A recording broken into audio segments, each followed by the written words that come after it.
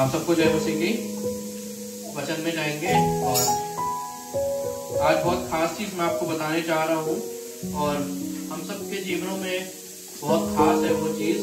मैंने पिछले हफ्ते भी जो लोग आए थे, आपको याद होगा मैंने आपको क्या बताया था, क्योंकि बहुत से लोग उस चीज से अनजान थे। शायद आपको सुन के पता चला होगा कि कैसी कौन कौन सी चीजें हैं जो हमारे शरीर को अपवित्र और अशुद्ध करती हैं। आज की चीज भी बहुत बहुत जरूरी है हमारे लिए जानना, इसलिए ध्यान से इस वचन को सुनिएगा और देखिएगा कि ये वचन आपको क्या सिखाता है। आज के वचन में हम यूहन्ना की पुस्तक के में से 2 घटनाओं के बारे में देखेंगे और देखेंगे कि उन 2 घटनाओं से हमें क्या सीखने को मिलता है। और दोनों घटनाओं में हम देखेंगे कि प्रभु यीशु मसीह एक घटना में चंगाई देते हुए और एक घटना में छुटकारा देते हुए दोनों लोगों को एक चीज को बोलते हैं और वो बहुत जरूरी चीज है। हम देखेंगे, पहली घटना निकालेंगे हम जो हमें मिलती है यूहन्ना की पुस्तक उसका 5वां अध्याय उसका 1 से 14 तक। यूहन्ना से पाप मत करना, ऐसा ना हो कि इससे कोई भारी विपत्ति तुझ पर आ पड़े। बस, थैंक यू। अब देखिए यहाँ पे लिखा है, एक मनुष्य था, एक व्यक्ति था जो 38 सालों से बीमार था। 38 सालों से वे बीमारी में पड़ा था और वहाँ पे एक प्रथा थी कि वहाँ पे एक कुआं था।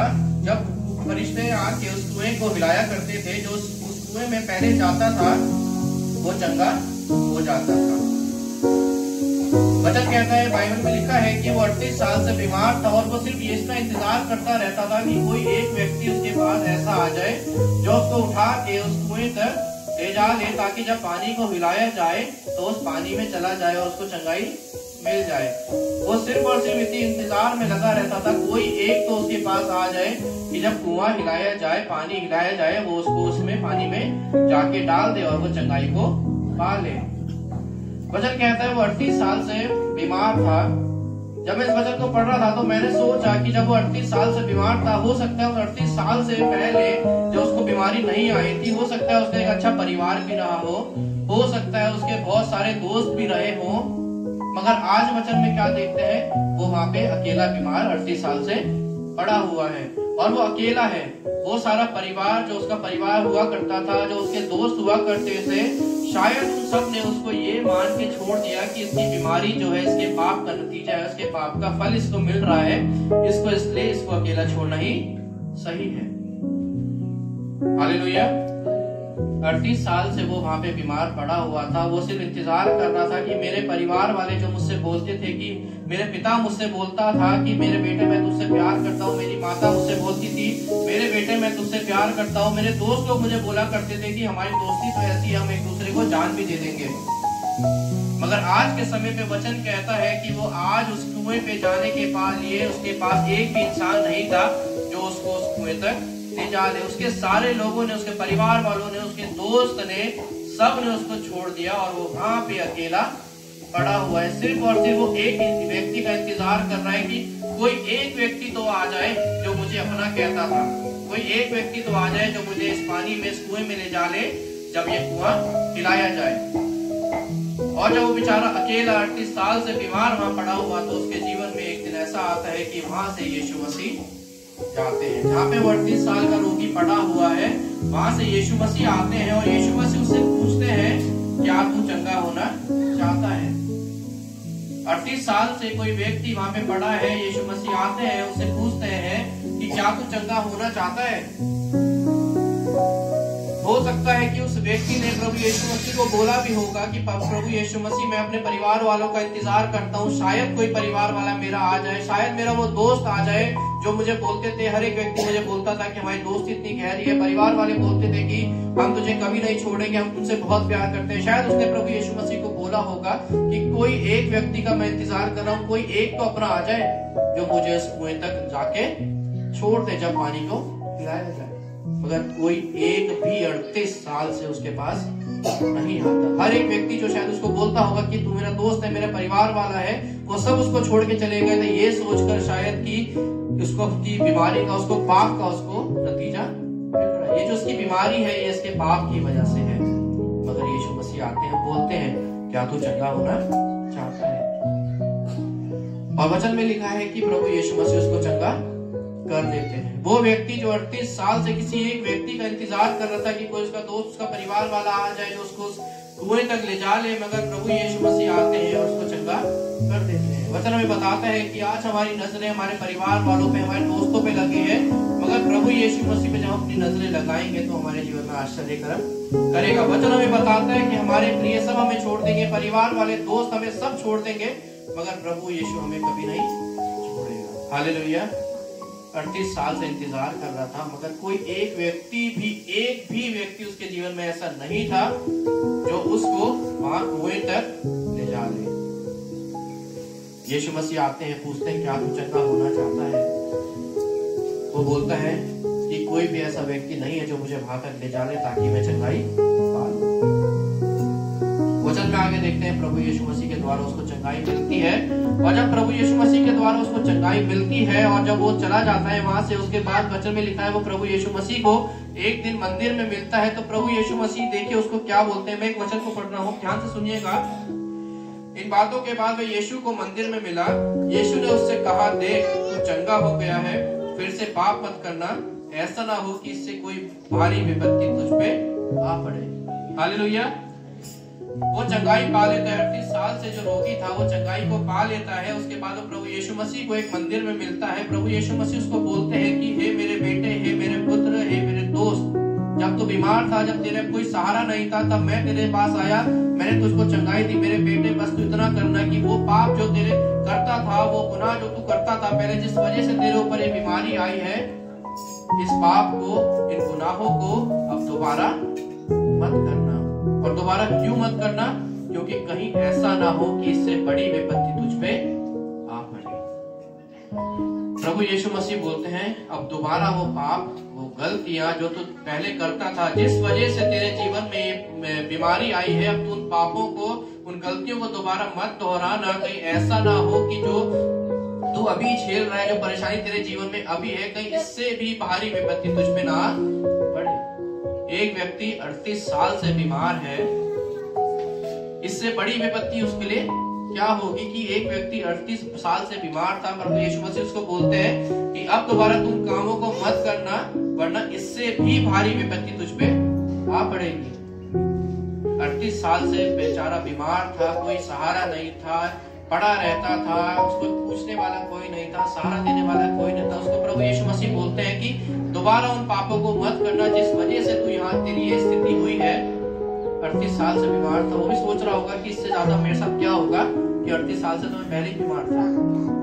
प्रभु यीशु मसीह बोलते हैं कि ऐसा ना हो इससे भारी विपत्ति तुझ पे आ पड़े। कितनों ने आज से पहले इस वचन को पढ़ा है बाइबल में? कभी किसी ने सोचा इससे बड़ी विपत्ति और क्या हो सकती है? हर एक चीज का जवाब हमें वचन में मिलता है। इससे पहले कि मैं आपको बताऊं कि इससे बड़ी विपत्ति क्या हो सकती है, दूसरे घटना को देखते हैं। दूसरी घटना में मिलती है यूहन्ना की पुस्तक में ही, उसका 8वां अध्याय, उसका 1 से 11 तक। यूहन्ना उसका 8, उसका 1 से 11 तक मैं पढ़ देता हूँ आपके सामने। इसमें लिखा है व्यभिचारिणी को क्षमा। ध्यान से सुनिएगा। परंतु यीशु जैतून के पहाड़ पर चढ़ गया। भोर को वह फिर मंदिर में आया। सब लोग उसके पास आए और वह बैठकर उन्हें उपदेश देने लगा। तब शास्त्री और फरीसी एक स्त्री को लाए जो व्यभिचार में पकड़ी गई थी, और उसको बीच में खड़ा करके यीशु से कहा, हे गुरु, यह स्त्री व्यभिचार करते पकड़ी गई है।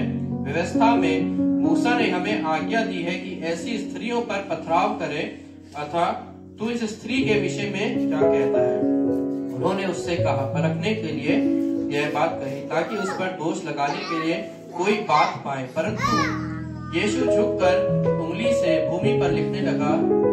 जब वे उससे पूछते ही रहे तो उसने सीधे होकर उनसे कहा, तुम में जो निष्पाप हो वही पहले उसको पत्थर मारे।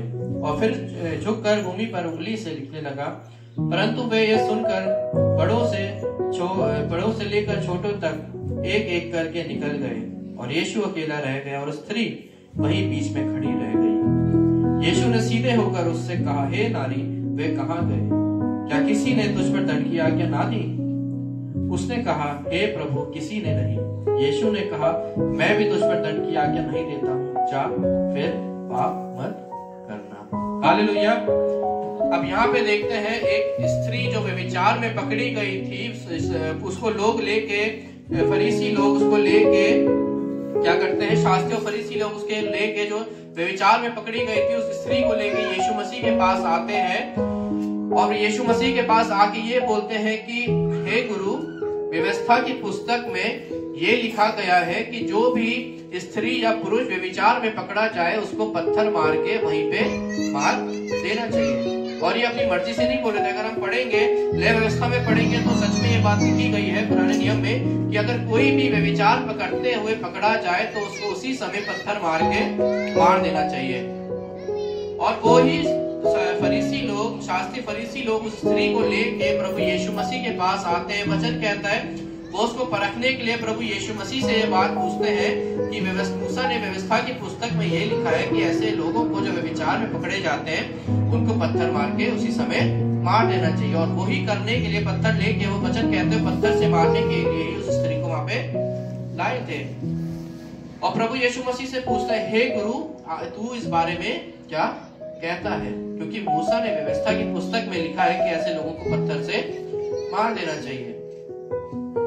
और वचन में ये भी लिखा है कि वो परखने के लिए प्रभु यीशु मसीह से ये बात पूछ रहे थे, क्योंकि वो जानना चाहते थे कि यीशु मसीह इसको कैसे हैंडल करता है, यीशु मसीह इस परिस्थिति से कैसे इसको हैंडल करता है, इस परिस्थितियों को। क्योंकि मूसा की पुस्तक में लिखा है कि ऐसे लोगों को पथराव करके मार देना चाहिए। और जब उस स्त्री को लाया जाता है प्रभु यीशु मसीह के पास, तो वो बहुत अच्छी तरह इस स्थिति को हैंडल करते हैं। वो ये नहीं बोलते कि इस स्त्री को पत्थर मत मारो, वो ये बोलते हैं कि जो भी पहला व्यक्ति जिसने कभी पाप ना किया हो, पहला पत्थर वही इस स्त्री को मारेगा।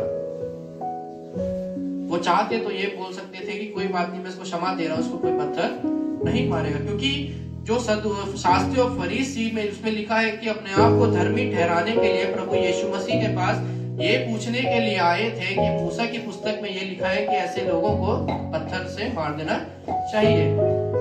प्रभु यीशु मसीह बहुत अच्छे से वो हैंडल करते हैं। वो ये बोलते हैं कि वो जानते थे कि मेरे को परखा जा रहा है, जो शास्त्री फरीसी जो है मुझे परखने के लिए कर रहे हैं। वो बोलते हैं कि एक काम करो, तुम्हें पत्थर मारना है तो तुम इसे पत्थर मार दो, मगर पहला पत्थर कौन मारेगा? जिसने कभी भी कोई पाप ना किया हो, जो निष्पाप हो, पहला पत्थर वो ही मारेगा। और जब वचन में पढ़ते हैं तो देखते हैं कि हर एक व्यक्ति, चाहे वो छोटा हो बड़ा हो, हर एक व्यक्ति वहां से चला जाता है बिना पत्थर को मारे। यहाँ तक कि वो शास्त्री और फरीसी जो अपने आप को धर्मी ठहराने के लिए प्रभु यीशु मसीह के पास उस व्यभिचारिणी को लाए थे, वो भी अधर्मी वहां पे ठहरते हैं, वो भी वहां पे पापी ठहरते हैं, क्योंकि वो भी बिना पत्थर मारे वहां से चले जाते हैं। हालेलुया। एक बात ध्यान से सुनिएगा, हर एक व्यक्ति जो वहां पे खड़ा था वो इस लायक नहीं था कि वो उस स्त्री को पत्थर मारे, मगर हर एक के हाथ में क्या था? पत्थर था। मगर सिर्फ एक इंसान, एक व्यक्ति, प्रभु यीशु मसीह, जो इस लायक था, जो उसको पत्थर मार सकता था, जो निष्पाप था, उसके हाथ में पत्थर नहीं था। हालेलुया। ध्यान से सुनिएगा, एक और बार मैं आपको दोहरा रहा हूँ। हर एक व्यक्ति जो वहां पे इस लायक नहीं था जो उस स्त्री को पत्थर मारे, क्योंकि वहां पे खड़ा हर एक व्यक्ति पापी था, मगर हर एक के हाथ में पत्थर था। मगर एक जो प्रभु यीशु मसीह वहां पे खड़ा था, जो इस लायक था, जो उसको पत्थर मार सकता था, जो पापी नहीं था, सिर्फ धर्मी था, उसके हाथ खाली थे। हालेलुया। वो चाहता तो पत्थर मार सकता था, मगर उसने पत्थर ना मार के, उसको सजा ना देते हुए उसको क्षमा दे दी। हालेलुया। और जब वचन में आगे पढ़ते हैं तो उसमें लिखा है, प्रभु यीशु मसीह उस स्त्री से पूछते हैं, वो सारे लोग कहाँ चले गए जो तेरे को पत्थर मारने आए थे? वो बोलती है, सारे लोग यहाँ से चले गए। प्रभु यीशु मसीह उसको बोलते हैं कि जा, तेरे पाप क्षमा हो गए, मगर एक चीज मेरी बेटी, जब सब तुझे पत्थर मारने आए थे, जब सब तुझे जान से मारने के लिए आए थे, तब मैंने तुझे बचाया। एक काम मेरे लिए करना, बस मैं तुझसे इतना बोलता हूँ कि दोबारा इन पापों को मत करना, क्योंकि जब तू दोबारा इन पापों को करना शुरू कर देगी तो तेरे ऊपर जो अनुग्रह हुआ है, तेरे को जो क्षमा मिली है, उस क्षमा को तू खो देगी और दोबारा तेरे पे दंड की आज्ञा आ जाएगी। वचन में इसमें लिखा है 11वें में उसने उससे कहा, हे प्रभु किसी ने नहीं। यीशु ने उससे कहा, मैं भी तुझ पर दंड की आज्ञा नहीं देता। और एक बहुत अच्छी चीज जो पिछले वाली हमने घटना में भी पढ़ी है, उसमें लिखा है, जा और फिर पाप ना करना। पहले प्रभु यीशु मसीह 38 साल के रोगी को बोलते हैं, जा पाप मत करना, कहीं ऐसा ना हो कि इससे बड़ी विपत्ति तुझ पे आ पड़े।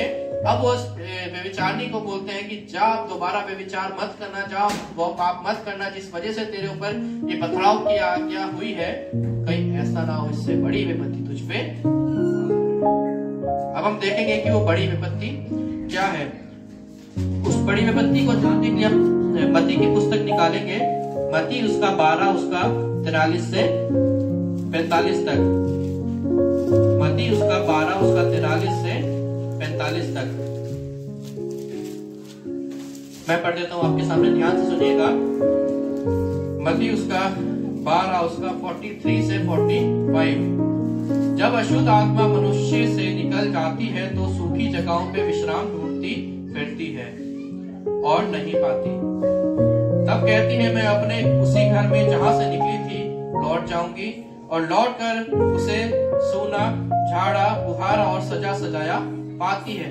तब वह जाकर अपने से और बुरी 7 आत्माओं को अपने साथ ले आती है और वह उसमें बैठकर वहां वास करती है, और वह उस मनुष्य की पिछली दशा से पहले से बुरी हो जाती है। इस युग के बुरे लोगों की दशा भी ऐसी ही होगी। हालेलुया। पहले प्रभु यीशु मसीह ने उस 38 साल के रोगी को बोला कि अब तू चंगाई होगा, तेरे को चंगाई मिल गई है, तुझे छुटकारा मिल गया है। अब एक काम करना, मेरे बेटे, मेरे भाई, मेरे दोस्त, अब दोबारा उन पापों को मत करना, कहीं ऐसा ना हो इससे बड़ी विपत्ति तुझ पे आ पड़े। उसके बाद वो उस व्यभिचारिणी को बोलते हैं, मेरी बेटी, अब तू उस व्यभिचार को या और किसी चीज को जो तू करती थी जिस वजह से तेरे पास दंड की आज्ञा आई है, इन चीजों को दोबारा मत करना, कहीं ऐसा ना हो इससे बड़ी विपत्ति तुझ पे आ पड़े। वो बड़ी विपत्ति हमें मिलती है मत्ती की पुस्तक उसका 12 उसका 43 से 45 तक हमने पढ़ा है। वो बड़ी विपत्ति क्या है? वचन कहता है कि कोई भी दुष्ट आत्मा जब किसी के अंदर से निकाली जाती है, वो दुष्ट आत्मा किसी भी चीज की हो सकती है। वो दुष्ट आत्मा व्यभिचार की हो सकती है, वो दुष्ट आत्मा पाप की हो सकती है, वो दुष्ट आत्मा बीमारी की हो सकती है, वो दुष्ट आत्मा किसी भी प्रकार की हो सकती है। क्योंकि 38 साल के रोगी में से प्रभु यीशु मसीह ने बीमारी की दुष्ट आत्मा को निकाला, व्यभिचारिणी के जीवन से उसने व्यभिचार की दुष्ट आत्मा को निकाला। और इनको उसके बाद प्रभु क्या बोलते हैं? जब प्रभु बोलते हैं कि इसके बाद जब मैं सारी दुष्ट आत्मा को निकाल देता हूँ, जब सारी किसी भी तरह की दुष्ट आत्मा हमारे जीवन से निकल जाती है, तो उसके बाद वचन कहता है वो ऐसी जगहों को ढूंढती है जो सूखी पड़ी हो। सूखी पड़ी का मतलब है वो जब दुष्ट आत्माएं किसी के जीवन से निकाली जाती है। मैं अपने उदाहरण देता हूँ, मेरे अंदर झूठ बोलने की दुष्ट आत्मा है, मेरे अंदर या किसी भी चीज की दुष्ट आत्मा है, और जब वो दुष्ट आत्मा मेरे जीवन से निकाली जाती है तो मेरे अंदर की दुष्ट आत्मा कोई और जगह ढूंढती है, सूखी जगह जिसको बोला जाता है, या आप बोल सकते हैं उस जगह को जो प्रभु यीशु मसीह से व्यक्ति दूर है। मेरे अंदर से अगर कोई दुष्ट आत्मा निकाली जाती है, वो तो किसी और इंसान को ढूंढती है जो यीशु मसीह से दूर हो, जिसका जीवन सूखा पड़ा हो। जब मेरे अंदर से दुष्ट आत्मा निकाली जाती है तो मेरे पास एक बहुत अच्छा मौका होता है अपने जीवन को प्रभु यीशु मसीह को जीवित बलिदान करने का। जब मेरे अंदर से प्रभु यीशु मसीह किसी भी दुष्ट आत्मा को निकालते हैं तो मेरे पास एक बहुत अच्छा मौका होता है कि मैं अपना जीवन अब प्रभु यीशु मसीह को दे दूं। उसने मुझे चंगाई दी है, उसने मुझे छुटकारा दिया, उसने मुझे रिहाई दी है, तो मेरे पास बहुत अच्छा मौका है कि मैं अपने जीवन को प्रभु यीशु मसीह को दे दूं। मगर सबसे बड़ी परेशानी तब आती है जब अपने जीवनों को छुटकारा पाने के बाद, चंगाई पाने के बाद अपने जीवनों को दोबारा वैसा ही कर देते हैं जैसा वो पहले था। हालेलुया। वचन कहता है जब दुष्ट आत्मा निकाली जाती है तो वो सूखी जगह को ढूंढती है। मेरे अंदर से कोई दुष्ट आत्मा निकाली गई है तो वो दुष्ट आत्मा किसी ऐसे इंसान को ढूंढती है जो पापी हो, जो सूखा पड़ा हो। मगर वचन में ये भी लिखा है कि जब अगर उसको ऐसा कोई इंसान नहीं मिलता तो वो अपनी पुरानी जगह पे वापस आना चाहती है। जब हम में से किसी व्यभिचार की, झूठ बोलने की, पाप की, बीमारी की दुष्ट आत्मा निकाली जाती है तो वचन बोलता है वो दोबारा ऐसी जगह को ढूंढती है जो सूखा पड़ा हो या जो प्रभु यीशु मसीह से दूर हो। और जब उसको कोई ऐसी इंसान नहीं मिलता, ऐसा शरीर नहीं मिलता, तो अपने पुराने शरीर में वापस आना चाहती है। जैसे मैं अपना उदाहरण दे रहा हूँ कि मेरे अंदर से बीमारी की कोई दुष्ट आत्मा निकली है, तो मेरे पास बहुत अच्छा मौका है कि मैं अपना जीवन प्रभु को बलिदान कर दूंगा।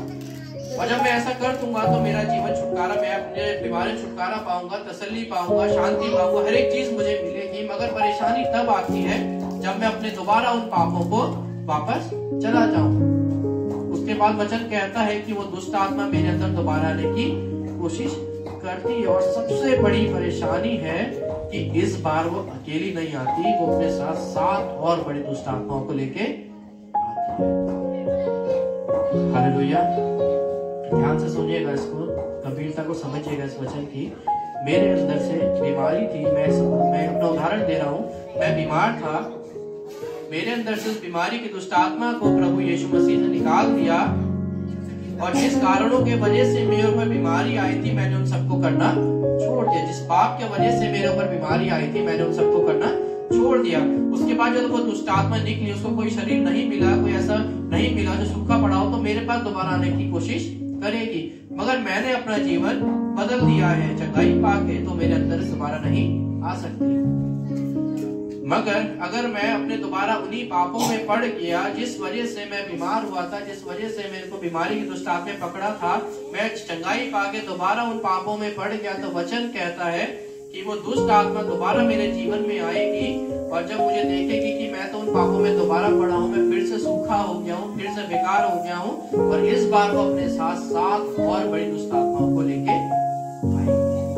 पहले तो सिर्फ मैं बीमार था, मगर इस बार और 7 बुरी आत्माएं, वो कर्जे की हो सकती है, कि पाप की किसी भी तरीके की दुष्ट आत्माएं हो सकती है। इस बार 7 और बड़ी दुष्ट आत्माएं मेरे जीवन में आ जाएगी। पहले सिर्फ मेरे अंदर बीमारी की दुष्ट आत्मा थी, मगर अब मेरे अंदर बीमारी की दुष्ट आत्मा को मिला के 7 और, मतलब 8 बीमारियां मेरे अंदर हो जाएगी। हालेलुया। मैं अपनी मर्जी से तो नहीं कह रहा हूँ ना, वचन हमें ये कहता है। इस चीज को गंभीरता से समझिए। वचन कहता है जब उस 38 साल के बीमार को प्रभु यीशु मसीह ने चंगा किया, उसको बोला कि मेरे बेटे, मेरे भाई, दोबारा अब पाप मत करना। कहीं ऐसा ना हो कि जिस पाप की वजह से तेरे बीमारी आई और तू दोबारा अपने उन्हीं चीजों में पड़ गया, तो इससे भी ज्यादा बीमार तू हो जाएगा। उस व्यभिचारिणी को प्रभु यीशु मसीह बोलते हैं, मेरी बेटी, तेरे पाप क्षमा हो गए, दोबारा पाप मत करना। कहीं ऐसा ना हो कि ये दंड की आग या इससे भी बड़ी हो के तेरे ऊपर दोबारा आ पड़े। हालेलुया। एक उदाहरण और वचन में दिया गया है, मैं आपको बताना चाहता हूँ, ध्यान से सुनिएगा इसको। लूका की पुस्तक उसका 17 अध्याय उसका 11 से 19। लूका की पुस्तक उसका 17 अध्याय उसका 11 से 19। लूका उसका 17 उसका 11 से 19। ध्यान से सुनिएगा, मैं आपके सामने पढ़ रहा हूँ। ऐसा हुआ कि मैं यरूशलेम जाते हुए सामरिया और गलील के बीच से होकर जा रहा था। किसी गांव में प्रवेश करते समय उसे 10 कोढ़ी मिले। उन्होंने दूर खड़े होकर ऊंचे शब्द से कहा, हे यीशु, हे स्वामी, हम पर दया कर। उसने उन्हें देखकर कहा, जाओ और अपने आप को याजकों को दिखाओ। और जाते ही जाते वे शुद्ध हो गए। तब उनमें से एक यह देखकर कि मैं चंगा हो गया हूँ, ऊंचे शब्द से परमेश्वर की बड़ाई करता हुआ लौटा और यीशु के पांव पर मुंह के बल गिरकर उसका धन्यवाद करने लगा। और वह सामरी था। इस पर यीशु ने कहा, क्या 10 शुद्ध ना हुए? तो फिर वे 9 कहाँ गए? क्या उस परदेशी को छोड़ कोई और न निकला जो परमेश्वर की बड़ाई करता? तब उसने उससे कहा, उठकर चला जा, तेरे विश्वास ने तुझे चंगा किया। हालेलुया। यहाँ पे लिखा है कि 10 कोढ़ियों के बारे में लिखा है जिन्होंने प्रभु यीशु मसीह को पुकारा और प्रभु यीशु मसीह ने बोला कि जाके याजकों को दिखा दो अपने आप को। जब हम पुराने नियम को पढ़ते हैं, कोढ़ की बीमारी के बारे में देखते हैं, पुराने नियम में लिखा है कि जब कोढ़ की किसी को बीमारी होती थी तो वो जब उसको चंगाई मिलती थी तो उसका पहला काम था वो याजकों के पास जाता था, उसकी शुद्धिकरण की एक पूरी प्रक्रिया होती थी और याजक बोलते थे कि हाँ अब ये शुद्ध हो चुका है। प्रभु यीशु मसीह ने बोला कि जाओ अपने आप को याजकों को दिखाओ। जब वो रास्ते में ही थे तो वो क्या देखते हैं, उनको चंगाई मिल गई। 10 के 10 को चंगाई मिल गई। और मगर वचन कहता है उसमें से सिर्फ एक है जो प्रभु यीशु मसीह को धन्यवाद देने वापस आता है। और जब वो प्रभु यीशु मसीह को एक व्यक्ति प्रभु यीशु मसीह को धन्यवाद देने वापस आता है तो प्रभु यीशु मसीह क्या बोलते हैं, जा तेरे विश्वास ने तुझे चंगा कर दिया। हालेलुया। 10 लोगों को चंगाई मिली थी मगर एक वापस आता है। हो सकता है वो जो 9 वापस नहीं आए, हो सकता है वो 9 में को चंगाई मिल के अपनी दुनिया भी अपने परिवार को संभालने के अपने दोबारा कामकाज में लग गए होंगे, इस वजह से वो वापस नहीं आए होंगे। जिस प्रभु यीशु मसीह ने उनको चंगाई दी, प्रभु यीशु मसीह बोलते हैं अब मैंने तुझे चंगाई दे दी है, अब तू मेरा बेटा है, तू मेरी बेटी है, अब तू वो करेगा जो मैं तुझे करने के लिए बोलता हूँ। मगर एक ही वापस आया प्रभु यीशु मसीह को धन्यवाद देने के लिए, उनमें से 9 वापस अपने संसारिक कामों में लग गए। प्रभु यीशु मसीह के बाद जब वो एक वापस आता है तो प्रभु यीशु मसीह बोलते हैं जा तेरे विश्वास ने तुझे चंगा कर दिया। हालेलुया। एक को प्रभु यीशु मसीह बोलते हैं जा तेरे विश्वास ने तुझे चंगा कर दिया। और मेरा मानना है कि वो जो 9 जो प्रभु यीशु मसीह के वापस नहीं आए, ये मेरा विश्वास है, मेरा मानना है कि वो दोबारा अपनी उन बीमारियों में पड़ गए होंगे, क्योंकि उस एक व्यक्ति को प्रभु यीशु मसीह ने बोला जा तेरे विश्वास ने तुझे चंगा कर दिया। हालेलुया। आज बहुत से लोग प्रार्थना सभाओं में आते हैं, कलीसियाओं में आते हैं, चर्चेस में आते हैं, प्रार्थना होती है, वहां आती है।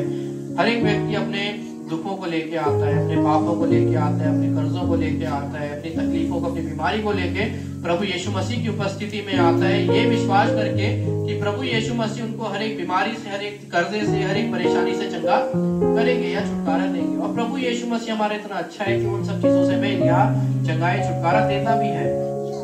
मगर सबसे बड़ी परेशानी तब आती है जब एक व्यक्ति चंगाई पाने के बाद, छुटकारा पाने के बाद, रिहाई पाने के बाद, तसल्ली पाने के बाद दोबारा अपने दुनियावी कामों में चला जाता है।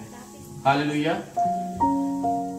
एक व्यक्ति था जिसको चलने में प्रॉब्लम थी, वो अच्छे से चल नहीं पाता था, प्रार्थना में आता था, प्रार्थना प्रभु के दास से प्रार्थना कराता था, खुद भी प्रार्थना करता था कि मेरे लिए प्रार्थना करो कि मेरा ये पैर सही हो जाए। और प्रभु ने उसको चंगाई दे दी, उसका पैर सही हो गया। उसके बाद से पता चला कि अगले हफ्ते से उन्हें चर्च आना ही बंद कर दिया। पता चला वो अपनी मजदूरी में कहीं जाने लगा। पहले वो चल भी नहीं पाता था, कुछ काम नहीं कर पाता था। प्रभु यीशु मसीह ने उसको एक पैर की चंगाई दी, पैर खराब था, प्रभु यीशु मसीह ने उसको चंगाई दी। और पता चला कि चंगाई देने के बाद वो वापस अपने संसारिक कामों में लग गया। एक दिन जो संडे का जो चर्च आता था उसने वो भी आना छोड़ दिया। पूरे हफ्ते 7 दिन उसने काम करना शुरू कर दिया। और बाद में पता चलता है कि जिस काम में वो करता था वो नौकरी उसकी चली गई। और सिर्फ नौकरी नहीं चली गई, उसमें और भी कर्जा, नौकरी करना शुरू कर दिया, कर्जा लेना शुरू कर दिया, कर्जे में दब गया। नौकरी छूट गई, कर्जे में इतना दब गया, और भी परेशानी उसके पास आ गई। और आखिरी में उसने दोष किस पे लगा दिया? फिर प्रभु पे, यीशु मसीह पे दोष लगा दिया कि तूने अगर मेरे साथ ऐसा करना था तो तूने मुझे शुरुआत में चंगाई क्यों दी? हालेलुया।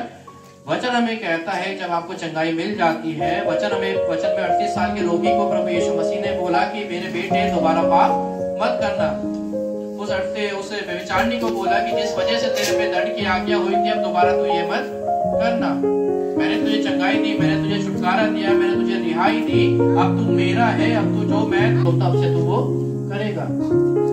मगर उस व्यक्ति ने चंगाई पाके अपने संसारिक जीवन, संसारिक चीजों में अपने ध्यान को लगा दिया, और उसकी जो दशा थी, उसकी कंडीशन जो थी वो उससे भी बुरी हो गई। क्योंकि वचन कहता है कि जब उसके अंदर से उस बीमारी की दुष्ट आत्मा निकाली गई तो उसका पहला काम यह था कि अपने जीवन को प्रभु यीशु मसीह को दे दे। अपने जीवन को प्रभु यीशु मसीह को तो दिया नहीं, संडे को भी नहीं आता था, और संडे के दिन भी वो काम पे लग गया। और वचन कहता है इससे भी बुरी दुष्ट आत्माएं, 7 और दुष्ट आत्माएं आपके जीवन में आ जाएगी अगर आप ऐसा करेंगे। और उसके साथ भी ऐसा ही हुआ। वो कर्जे में, पहला तो सिर्फ वो बीमार था, अब वो कर्जे में है, नौकरी भी उसके पास नहीं है, बहुत परेशान है। वचन हमें सब बताता है कि जब हम चंगाई पाते हैं, रिहाई पाते हैं, छुटकारा पाते हैं, तो हमें उसके बाद प्रभु यीशु मसीह को छोड़ना नहीं है। क्योंकि अगर हम प्रभु यीशु मसीह को छोड़ देंगे तो दुष्ट आत्माएं हमारे जीवन में दोबारा वास करना शुरू कर देंगी। और इस बार वो अकेली नहीं आएगी, इस बार वो 7 दुष्ट आत्माओं को वापस लेके। Hallelujah, hallelujah. आप सबसे निवेदन है कि हर एक व्यक्ति चर्च में, प्रार्थना सभा में आता है कि प्रभु उसकी परेशानी को दूर करे, उसके परिवारों को अच्छा करे, और वो करता भी है। मगर तकलीफ, मुसीबत, परेशानी तब बढ़ती है जब आप चंगाई पाके, रिहाई पाके, छुटकारा पाके दोबारा अपने कामों में लग जाते हैं, प्रभु यीशु मसीह को भूल जाते हैं। जो चंगाई देता है, रिहाई देता है, छुटकारा देता है, उसी को भूल जाते हैं। हालेलुया। वैसे हमें बताते हैं अगर हमने ऐसा किया तो सबसे ज्यादा परेशानी हमारे जीवन में तब आएगी।